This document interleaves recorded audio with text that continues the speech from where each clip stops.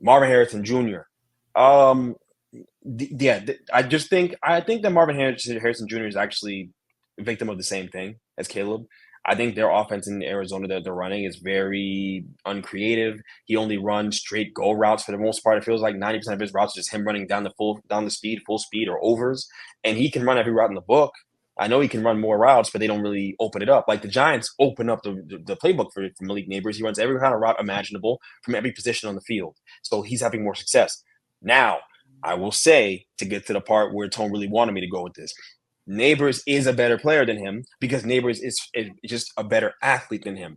Nabers has had some drops issues. I'll give anyone who says that it's fair. But the quarterback play here is so bad that no one cares, right? He's getting the scholarship year because no one cares. Daniel Jones sucks. We all want him gone. All right, we all want him gone. So, and everyone knows it. But I think when you look at Nabers, you look at him and MHJ side by side. You just got to look at that explosiveness from an athletic standpoint, right? And their ability to be moved all over the field. I think Marvin can do a lot of things that Malik Nabers does, but I think Nabers is 99 percentile in how open he is, right? And I think I'll ask that 99 percentile. Like he's better than almost everybody else in the league at being open. He's open a lot, right? He's not getting the ball because Daniel Jones can't deliver it. So yeah, I don't know, man. I think the athleticism is just different. When you watch those guys play, the suddenness in and out of their breaks, it's not the same. It's not the same. And it's not to say that Marvin Harrison is a scrub. He is a hell of a player, and he's gonna have success as soon as they get a new coordinator, because that coordinator is awful down in Arizona.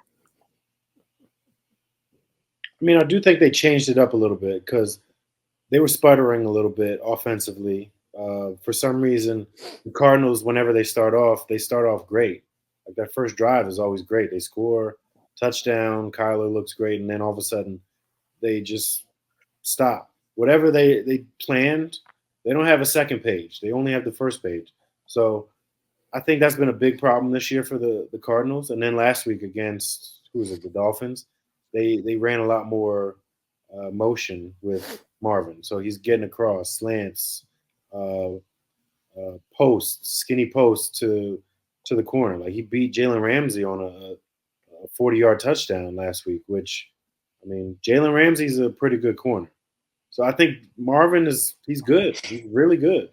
It's just like you said, once he gets a different coordinator, or once they start changing up some of these, route combinations for him and get a little more creative, um, we'll see more success. But I think he could be doing the same thing that Neighbors is doing if they, had a better scheme going.